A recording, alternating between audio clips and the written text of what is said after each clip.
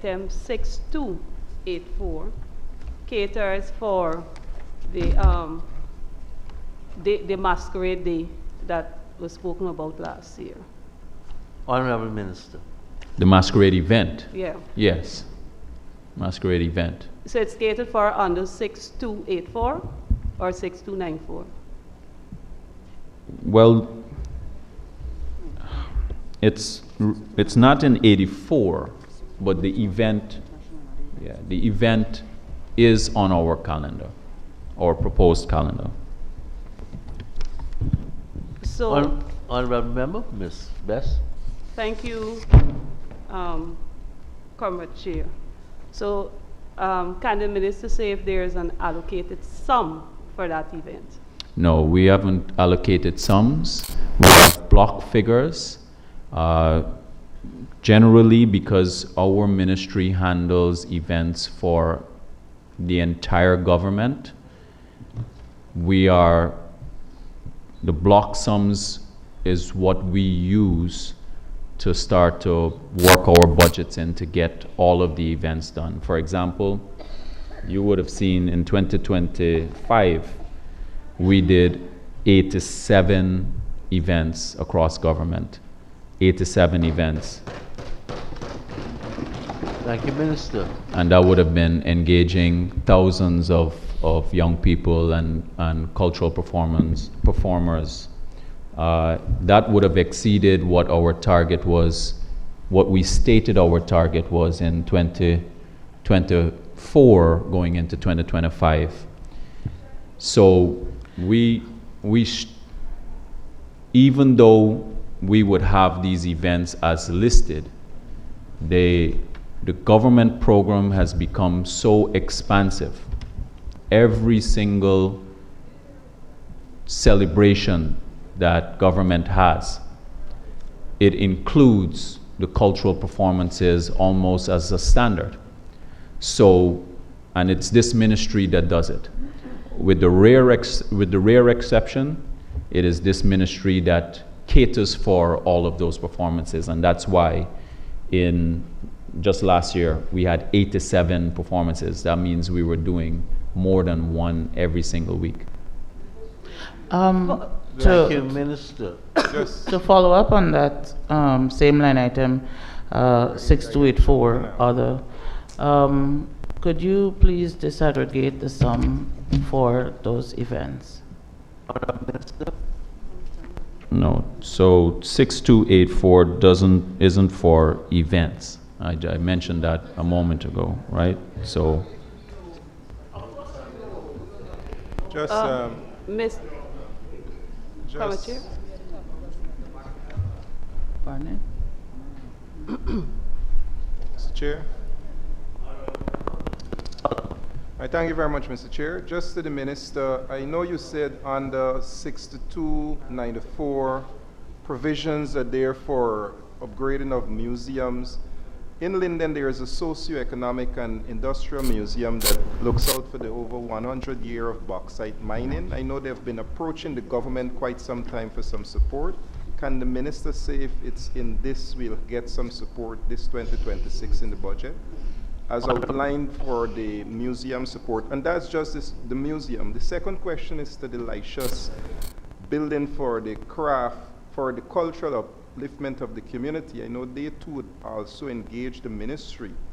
So under the same line item for museums and cultural recreational facility, is the Lyshus building also involved in that for some consideration this year?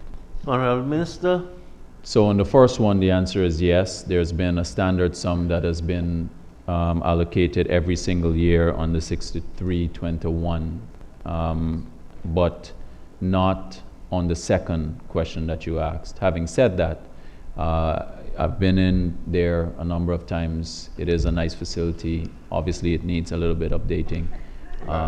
So I think it's something that could be worked on. Now, it's not catered for because it's not our facility. We make the investments based on our capital expenditure, which is a government facility. In this situation, it doesn't fall under the ministry, so we don't cater for that. Having said that, I don't think that the government of Guyana doesn't recognize the need for constant rehabilitation of buildings and important public spaces. Whether I can commit to that, I am unable to say that I can do that at the moment because it wouldn't fall under our allocation. Thank you very much, Minister. Honorable Member, Ms. Nima Flubes. Thank you, Kermit Chair.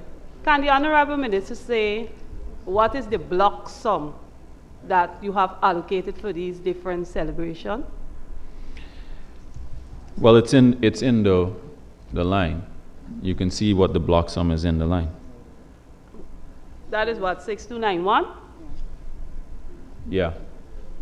All right. Can the minister say if there's any provision for celebrations of the 400 year of African slavery in that block sum? Honorable Minister. Yeah, as the honorable member would know, and the public should know too, is that we give $10 million every year for the reparations committee, of which, so we've been doing that every year, and reparations is something that the advocacy for reparations is something that we have made a commitment to, and we continue to fund that. That is headed by Dr. Eric Phillips, and he continues to do a lot of international work in that regard. Now, through that sum of money, there is provision for local activities. So that is something that when Minister Stephen or myself, whenever we meet, we discuss their work program so that we get an opportunity to hear what they're looking to do. So I'm sure that that will be something that would be proposed, as well as something that we would like to do too. Thank you. Go ahead. Honorable Minister, just for me to get some clarity in terms of where the monies are located. The $10 million that you just spoke of, is that a part of the allocation that you have for national and other events? No. Is it on the 26294 other? No. So can the Honorable Minister state which line item you can locate that sum? I'm happy to give you the tutorial. So No, you don't need to. if you go to this budget book, I don't have to be good at teaching, but if you go to the budget book, you'll also go to the appendix. And in the appendix, you'll be able to find, in Appendix T, you'll be able to find what are the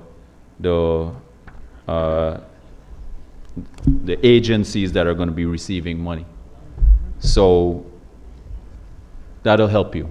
But having said that, just they get their money and they've never not got their money. Thank you, Honorable Minister. I note that there is an increase in the number of contracted employees on the 6116. Can the Honorable Minister state if these contracted employees are for the Orange Economy group that is being formed?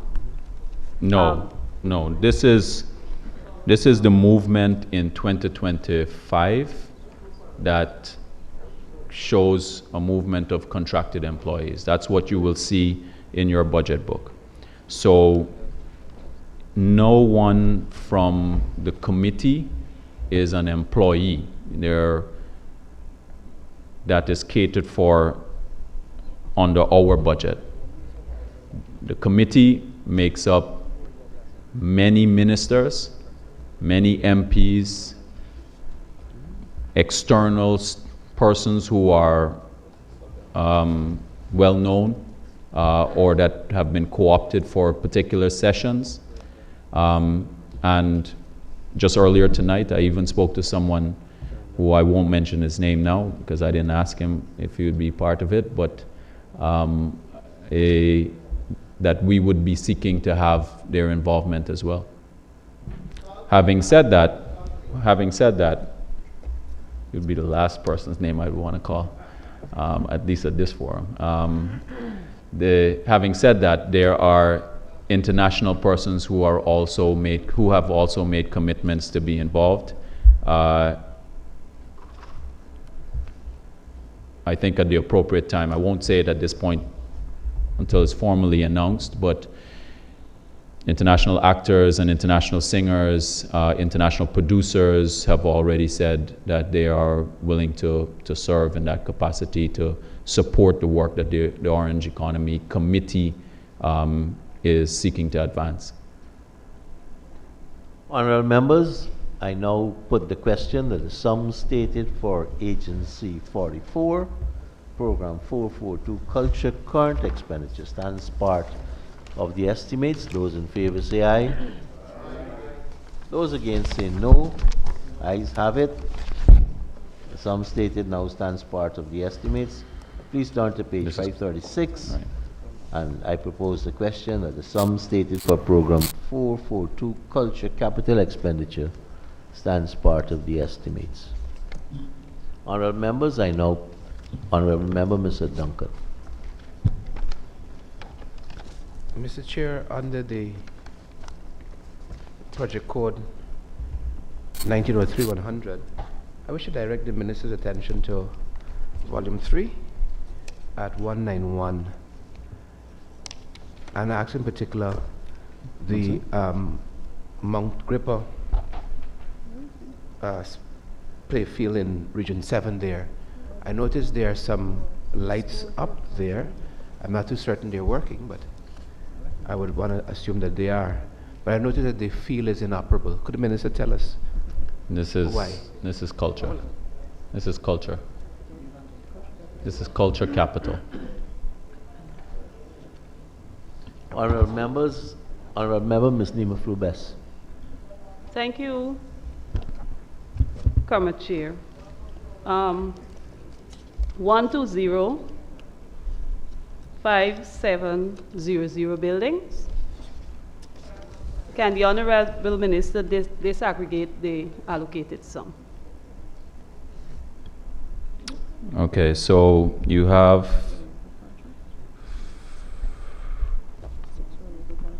6 rollover projects, which are the consultancy for the construction of the new museum, consultancy for the construction of the art gallery. You have the construction of the digital recording studio in Region 2, the construction of the digital recording studio in Region 3, the construction of the digital recording studio in Region 10, and then you have the upgrading and restoration of Fort Zeelandia.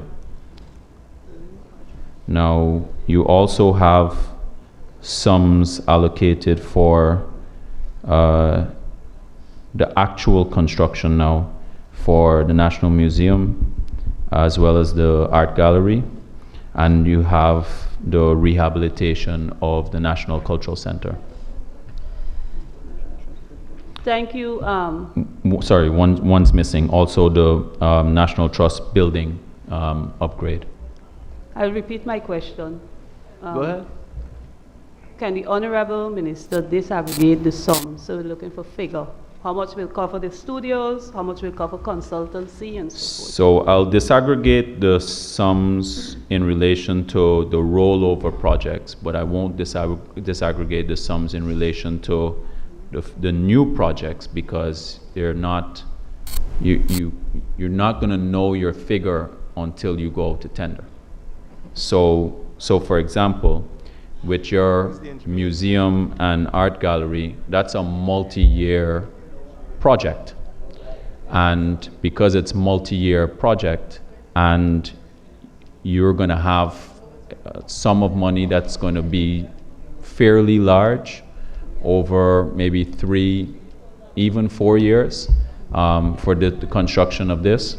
So I'm not going to disaggregate those sums. But I will tell you what are the sums to be paid under the rollovers. So under the first, which is the consultancy for the construction of the new museum, you have 10,824,000. Same thing for the construction of the new art gallery. You have the 8,843,000 for the digital recording studio in Region 2. You have 27,299,000 for the digital recording studio in Region 3.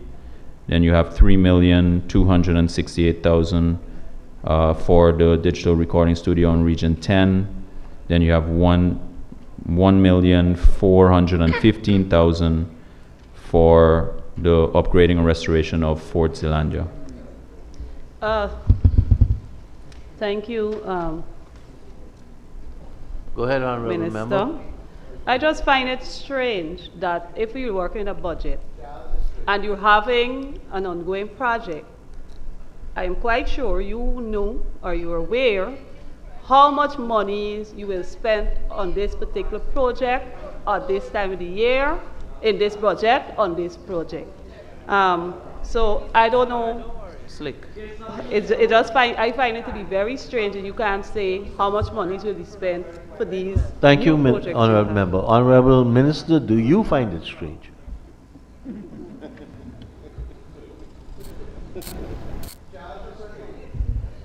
He looks. I would suggest as we if- move on. Thank you very Honorable much. Member, Mr. Sharma Sullivan. Thank you very much, Mr. Chair. Just on the digital recording studio in Region 10, you said $3 million in the rollover for the project, but can you say what will be the new deadline, and if we are still using the same contractor, and if so not, what is the name of the new contractor? No, the project was never terminated. So the contract is in place. What is the new deadline? Current status is, current status is about 80%. And it's at the Bay Rock facility, which I'm sure you've passed there and Yeah, seen. but I'm asking the deadline. I mean, So- 80, but do you have a deadline? Yeah, so the expected date of, well, it says here April something, yeah. The expected date is April, let's say by the end of April is when it should be completed. Okay. Thank Thank you, you. Now, having said that though, this is for the building. So that's what I wanted to ask, Minister. The building.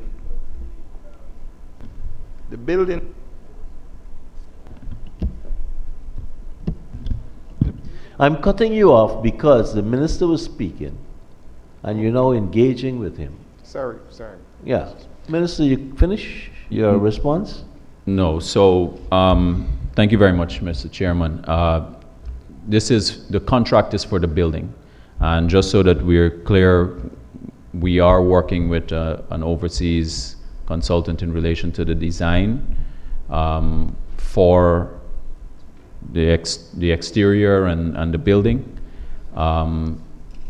But obviously what's important now is moving into operationalization. We have completed the one in Region 6.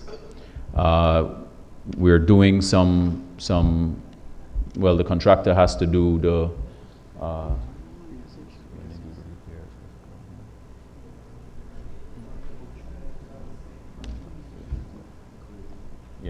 the contractor is adding in things like the security and grill, some vents, etc., that are important for, and then the soundproofing. But the equipment is already purchased, it's already in there, and for every studio, it is going to function that way. Thank you very much. Just a quick follow-up. So that is for the building, and you've given a deadline, but do you have a deadline for the total completion, which includes the procurement of the resources that you already have and its installation? Yeah, so the reason why we started with one first, and knowing that what we need to do to make it operationalized and then move into the others, was because we wanted to make sure that we had a working model. So now that we are fairly confident about what are the additional bits of equipment or other pieces of inclusions into the project that are important, it wouldn't take that long. So our expectation is that maybe even by the end of the year, the one in Linden could be ready. There is the one in Region 3 is a little bit further behind. So I wouldn't say the same thing about the one in Region 3. Region 2, Minister Stephen was there just Tuesday? Yesterday? And Tuesday? And our assessment is that it's about 60%. It's about 60%. So, you know, I hesitate now in relation to how quickly we are willing to give those timelines, because contractors have failed us miserably on a number of occasions, specifically on completion dates. And, you know, you're going to come back at some point and say the minister said that it's supposed to be open and it didn't. And then, you know, similar to what happened with the track in Bayrock. So I only hesitate. So that's the only precautionary kind of commitment that I'm making. All right, thank you very much. Thank you, Minister. Thank you very much, Minister. Honorable Member, Mr. Duncan. Thank you very much, Mr. Chair. Gracious Chair. On the culture, Mr. Speaker. National Trust and the National Archives, they've been without a board for a number of years. Do we see that being remedied? Yeah, National Trust, as soon as the legislation is passed, the board will have new constituent members, and those constituent members are designed based on what they are intended, the functions that they're intended to perform, based on the new powers that would be contained in that act. So immediately after the passage of the bill, and when it becomes law, you will have a new board for the National Trust, or whatever new nomenclature that is attached to it. The National Archives, on the other hand, we haven't installed a board. The National Archives is functioning and functioning well. We are currently doing the digitization of all of its records. In fact, that is one of the big projects being undertaken by the ministry for the National Archives. In fact, 95% of all of the newspapers predating 1964 has already been scanned and uploaded, which is a big achievement. We're very, very pleased about that. We've already also commenced the scanning of all the logbooks and immigration information dating back since the 17 and 1800s. So that is a big undertaking, though, because it's over 200,000 entries and scanning that has to be done. So when that's done, that's going to be accessible online and available to Guyanese, so they will be able to check, you know, some of what their heritage is connected to. Thank you very much, Honorable Minister. Honorable members, I now put a question that the sum stated for program 442, culture, capital expense stands part of the estimates. Those in favor say aye. Those against say no. Ayes have it, the sum stated now stands part of the estimates. Honorable members, pages 238 and 39, and I propose the question that the sum stated for program 443 youth current expenditure stands part of the estimates. We have just 3 minutes remaining, and that includes the 9 minutes saved from education. Honorable member, Mr. Mahipal. Sir, on the youth maintenance of infrastructure, sir, there is existing youth center at Denham still. That has been there for over 6 years, I would say, that nothing is happening. Is there any intention from this allocated sum to maintain that structure and bring it into operation? So Honorable Minister. there is, so government has different plans for that facility. We do light maintenance anyway on the facility, but because it's not operational, it doesn't form part of a big expenditure for us. There are a number of facilities around the country that are being used and being occupied on a daily basis with scores of young people on a daily basis, or can even extend into hundreds depending on where it is. And because of that, that's where the large proportion of our maintenance infrastructure, where it is expended. Thank you, Minister. We can take one question more. Honorable member, Mr. Sharma. This is, but we're going to conclude this session because I wanted to get to sports, Mr. Chair. So, Well, we're now so that's why down to you 40 seconds. you can put, and we can get 1 minute. You can get 1 minute once you put this, and we can still ask one question in 1 minute. Honorable Chief Whip, you have a different time calculation than I have.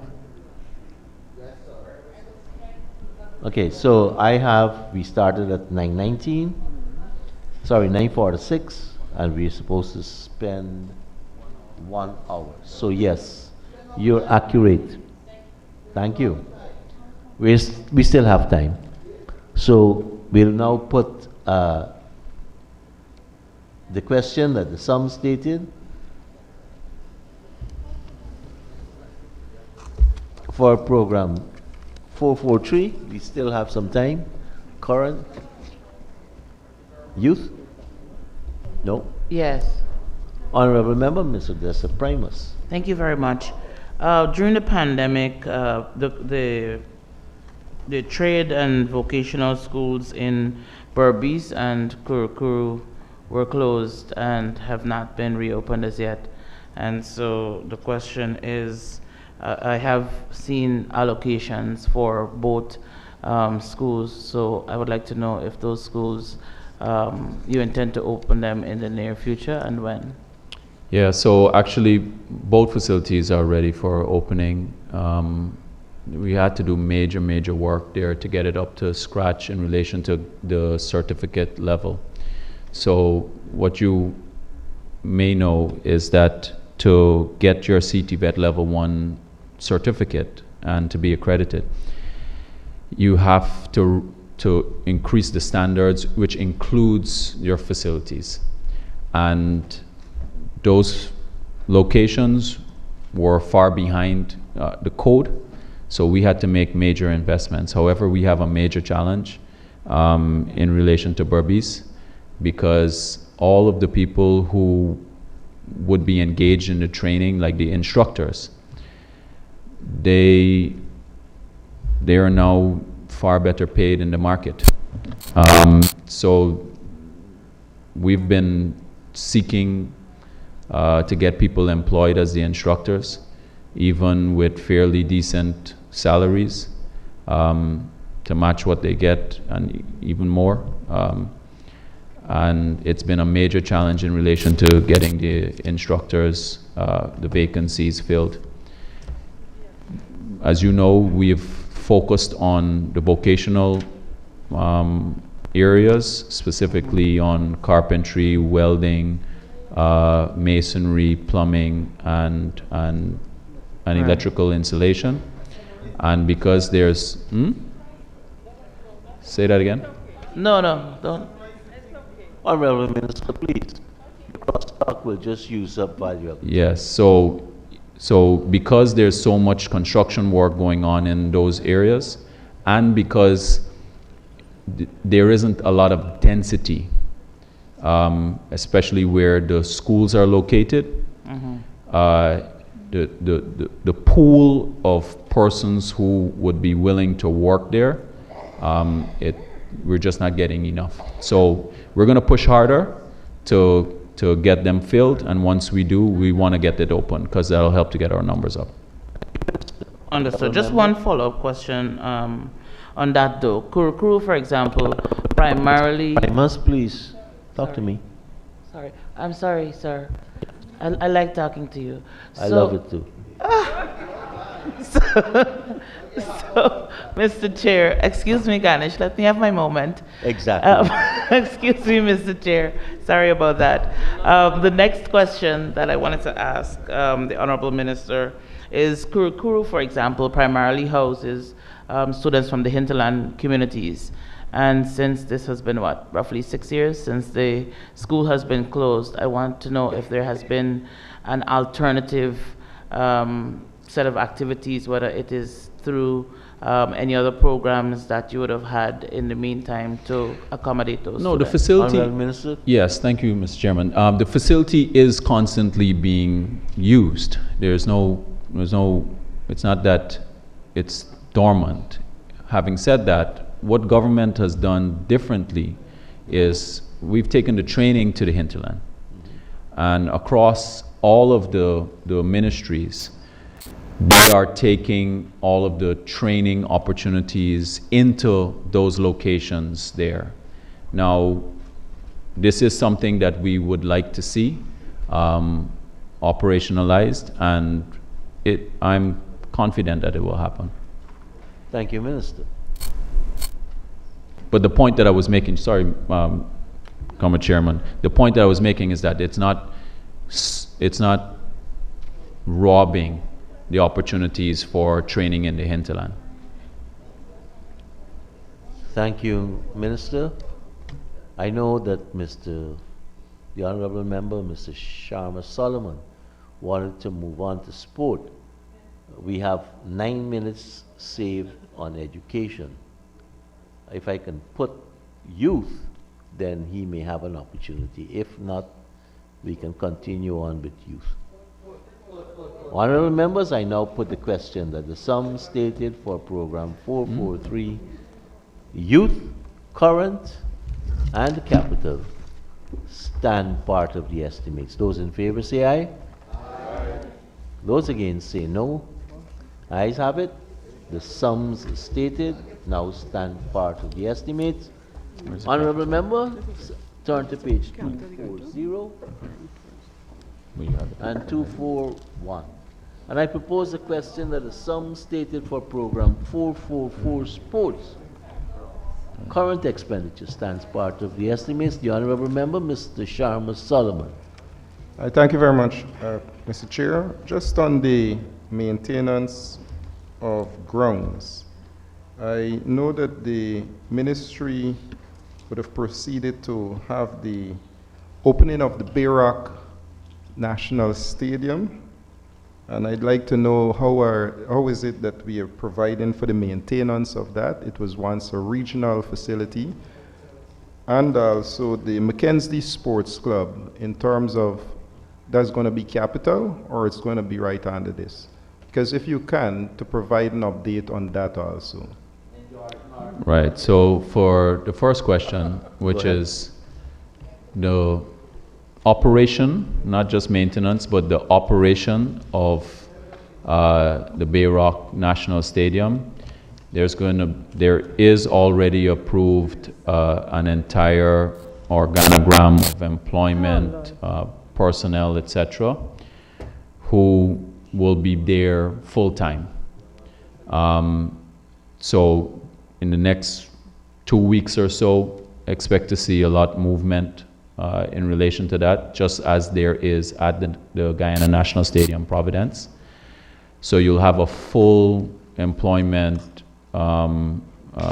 operation there that is there to maintain and run the Bayrock Stadium, Bayrock National Stadium. In relation to the Mackenzie Stadium, that will also be a national stadium,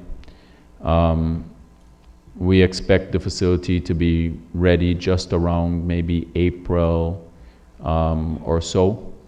We only have one major project that's outstanding, that's moving. So by about April, weather dependent, we should be in a fairly decent stage to be ready to open. Having said that, there are 4 other stadiums for us to open, and then that includes a couple of other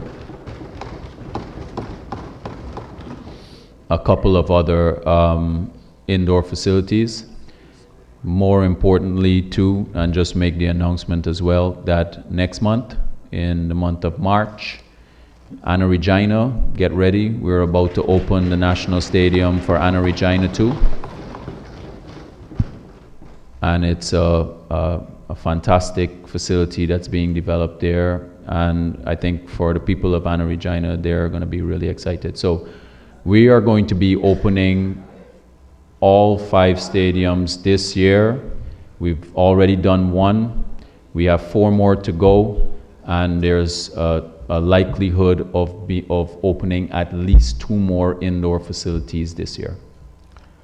Thank you very much, Comrade, Mr. Minister. Mr. Chair, for the management of the Bayrock facility, we know that it was regional. And the ministry taking the responsibility for its management is quite understood.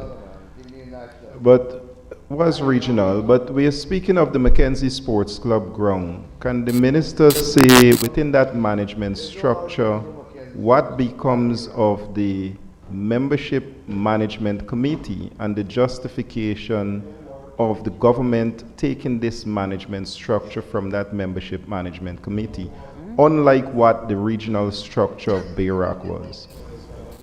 Minister.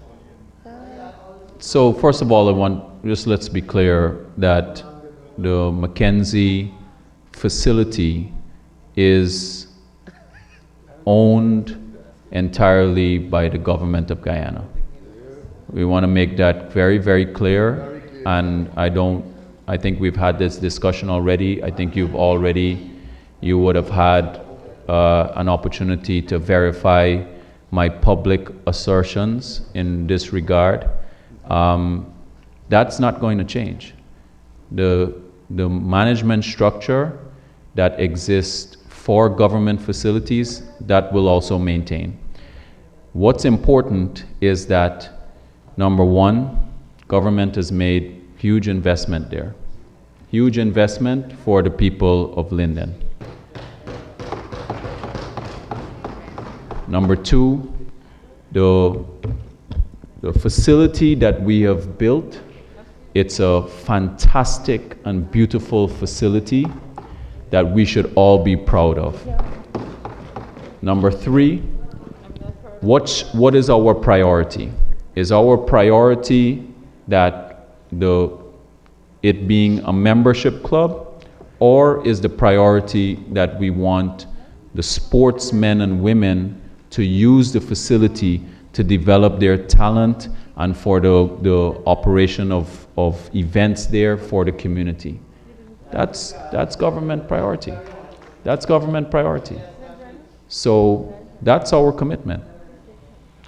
Thank you very much, Mr. Chair, and thank you for that response, Mr. Minister, but it was always there for people to use for sports. Thank you very much. Honorable Member, Mr. Dessa Primus. Thank you very much, sir. Mr. Chair, as it relates to the coaches, looking at Appendix D, education subvention training, with the $100 and something plus million, I'd like to know if there is any provisions made for coaches, whether it's under that line item or elsewhere. Honorable Minister.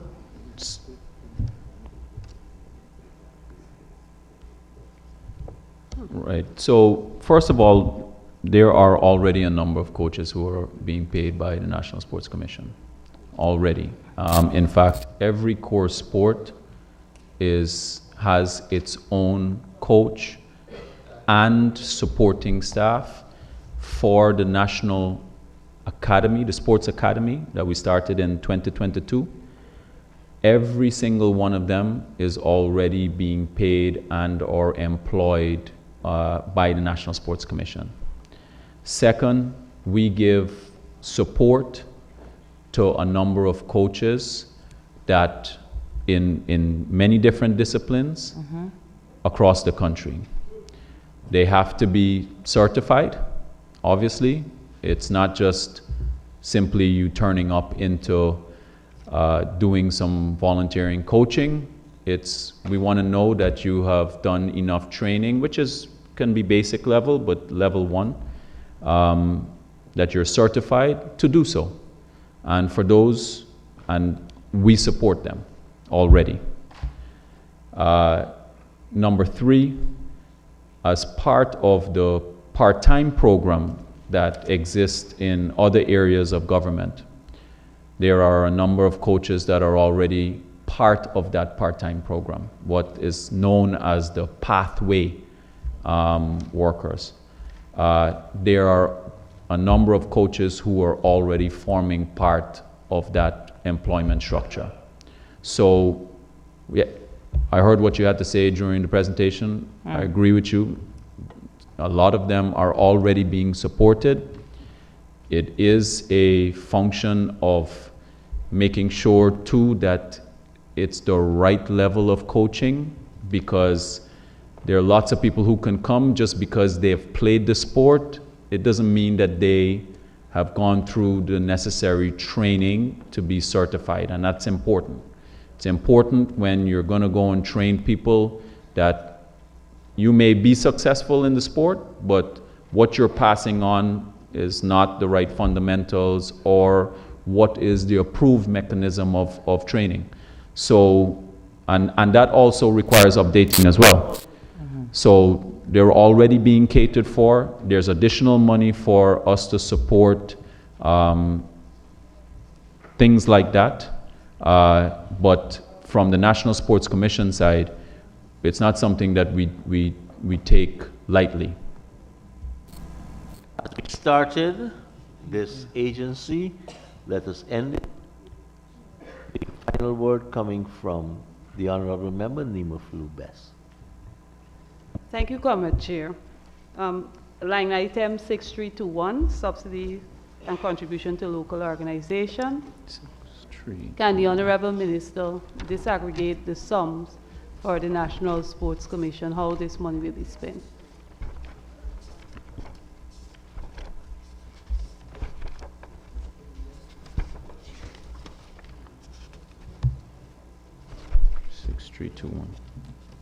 Right.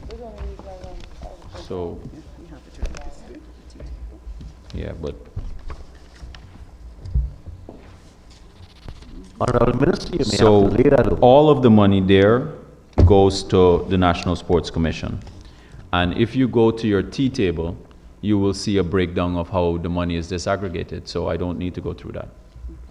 Honorable members, I now put the question that the sums stated for program 444, sport, current, and capital stand part of the estimates. Those in favor say aye.